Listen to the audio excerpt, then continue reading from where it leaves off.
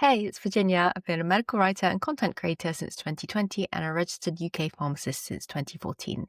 So in this video, I want to answer this question, which was, hi, I've been applying to medical writer roles and I've been contacted about scheduling a call with the hiring manager regarding a regulatory medical writer job.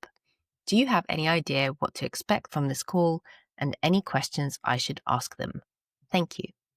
So yes, you can expect to answer questions about your skills in regulatory medical writing. So for example, do you know the regulations? Are you confident with statistics, etc.? And questions that you should ask include things like, who will you work with and what do your team members do?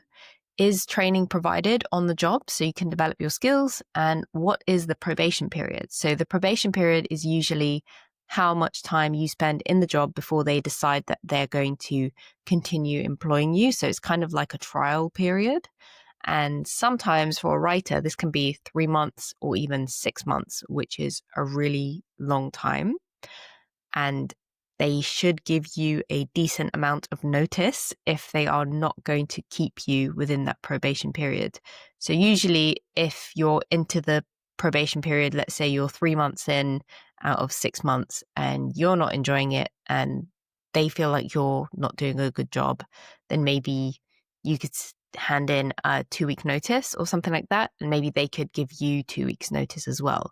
But if you've passed the probation period, then what's the notice period after that? So maybe after 6 months, if you decide to leave, you have to give them 1 month notice and maybe they need to give you 2 months notice. So make sure you ask that question.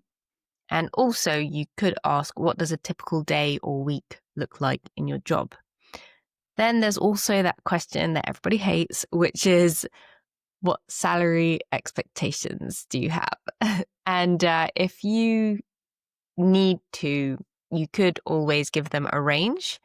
And you could also say that you want to go and look at the market rate, or if they could suggest their budget, that would be a much easier conversation to have. And you also want to ask them if they need you right now or if they can have you maybe in a month's time or something. Because if you're currently working somewhere, then maybe you need to give your current workplace notice. That could be a month or something like that. So keep that in mind. So ask them, how soon do they need you to start? And yeah, make sure that you get answers to all of those questions before you take on a job. And you could also ask if the salary is negotiable as well. And I hope that the interview went well, and good luck if you are watching this and you have an interview coming up. Thank you for watching. Bye.